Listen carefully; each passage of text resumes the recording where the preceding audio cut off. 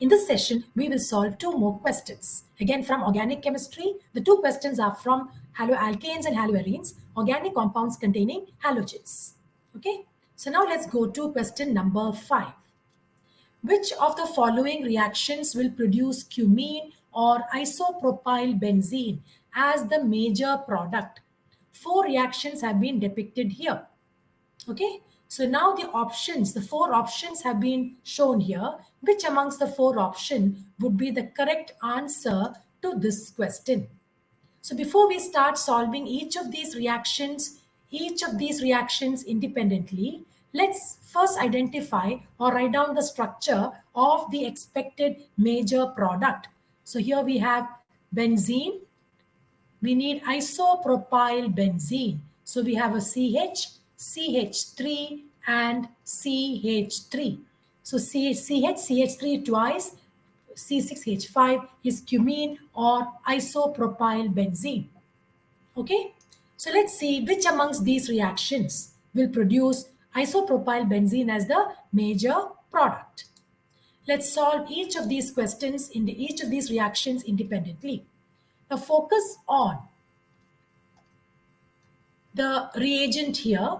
You have 1 chloropropane, right? You have 1 chloropropane and aluminum chloride catalyst. It is an alkyl halide and aluminum chloride. So it will involve Friedel-Crafts alkylation.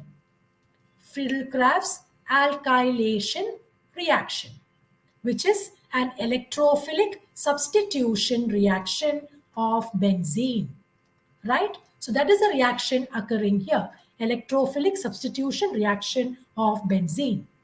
So first we have to interact the alkyl halide with aluminum chloride to produce the electrophile, right? So let's see what the electrophile is. CH3, CH2, CH2Cl plus AlCl3. Now AlCl3 being electron deficient will attract the chlorine towards itself, resulting in AlCl4 minus, which will act as a base in the mechanism and will give you CH3, CH2, CH2 plus, right? Now this is a primary carbocation which is expected to act as an electrophile.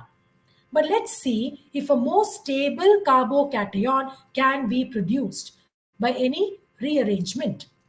Okay, so let's show this hydrogen atom separately here. Now the positive charge is on this carbon atom. Focus on the carbon atom adjacent to it, this carbon atom. If we shift this hydrogen with the bond or hydride ion to this carbon atom, what do we get? We get CH3, CH plus CH3. Now this happens to be a more stable secondary carbocation. It is this secondary carbocation which will react with benzene to get you the expected product. So let's see what the product is. So we have benzene. Let this be the hydrogen which is going to be substituted by the electrophile.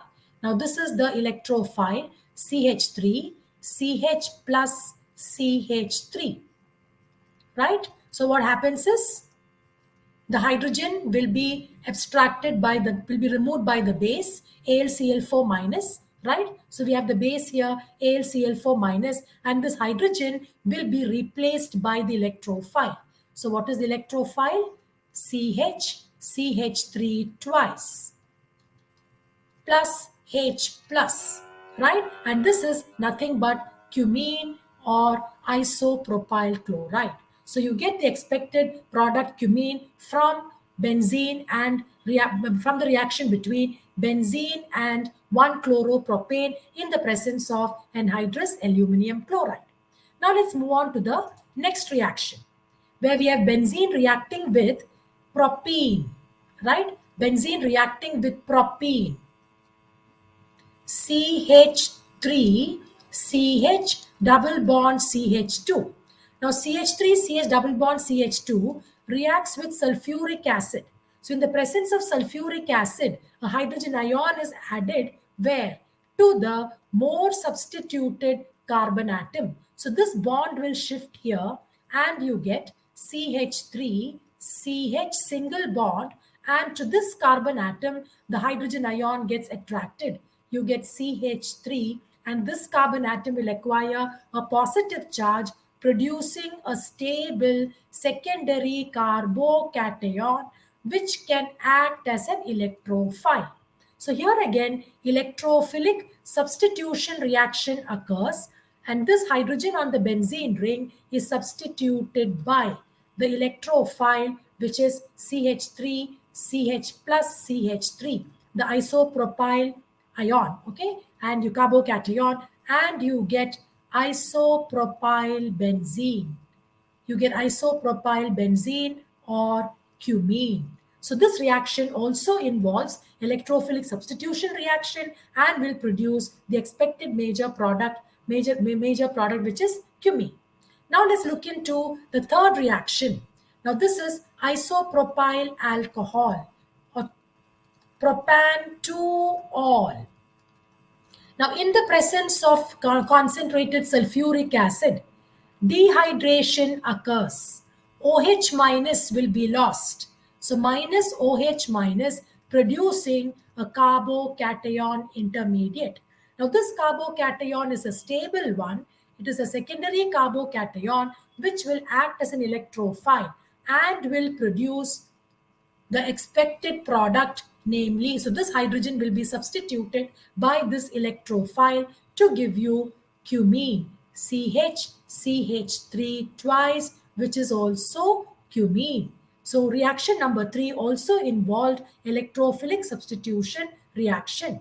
Now let's go to the last reaction where you have 2-chloropropane and reacting with aluminum chloride. So this is also a Friedel-Crafts alkylation reaction wherein a carbocation is produced as which will act as an electrophile. So you have CH3, CHCl, CH3 in the presence of aluminum chloride. You get AlCl4 minus and a stable carbocation, the isopropyl carbocation, which is a secondary carbocation and will act as the electrophile. So here again, you will get the same expected product, okay, in the presence of CH3 twice CH plus, you will get cumene, CH3 twice. This also involves electrophilic substitution reaction. So all the reactions 1, 2, 3 and 4 will produce cumene and hence option D is the correct answer. Now let's move on to question number 6. Here is the question. The products A and B respectively are. So two reactions have been shown here. You need to identify what product A is and what product B is. 4 options have been provided to you. Any one of these 4 options would be the correct answer to this question. So let's write down the reactions separately. This is the first reaction wherein you have a reaction between an alkyl halide, right? 2-bromo-3-methyl butane and sodium ethoxide. Now this will involve the loss of a bromide ion to produce a carbocation. The bromide ion will react with Na plus to give you sodium bromide, right? So here you get CH3, CH plus, CH, CH3, CH3. All right, so minus Br minus or sodium bromide is lost. You've got a secondary carbocation. Now, whenever a carbocation is produced, find out if it is possible to produce a more stable carbocation, right? So if you have to get a more stable carbocation, look at the adjacent carbon atom, this carbon atom. Okay, look at the adjacent carbon atom for any possible 1-2 shift. If you shift this hydrogen with the bond, if you shift this hydrogen with the bond to this electron deficient carbon atom, what will you get? You will get CH3, CH2, CCH3, CH3, and this carbon atom acquires a positive charge, and this is a tertiary carbocation which is more stable than a secondary carbocation. So now what is the reaction between this tertiary carbocation C plus CH3 CH3 and you have C2H5O minus, the ethoxide ion, right? So the ethoxide ion gets attracted to this positive carbon to give you the product CH3, CH2, C, CH3, CH3, and to this carbon atom, OC2H5 gets attached. So this is the expected product from this reaction. It's an ether. Okay, so you have 2-ethoxy, 2-methyl butane. 2-ethoxy, 2-methyl butane would be the answer to this question. Okay, so let's have a look at the options and identify which amongst this would be the product for the reaction A. So you have this product here. So option B is an expected answer. Let's see if we get this as the product for this compound as the product for the second reaction. All right. So let's go to the second reaction. Here is the second reaction. Now this is a very simple reaction. The reaction involves the addition of HBr to an asymmetrical alkene in the presence of peroxide. This is an anti-Markovnikov's addition. Not difficult. So you have H plus and Br minus, but here, according to anti-Markovnikov's addition, of course, the mechanism involves free radicals, but to get to understand anti-Markovnikov's addition easily, the positive part of the reagent is added to the less hydrogenated carbon atom or the more substituted carbon atom, whereas Br is attracted to the carbon atom which is less substituted or which has more hydrogens. So what is the expected product?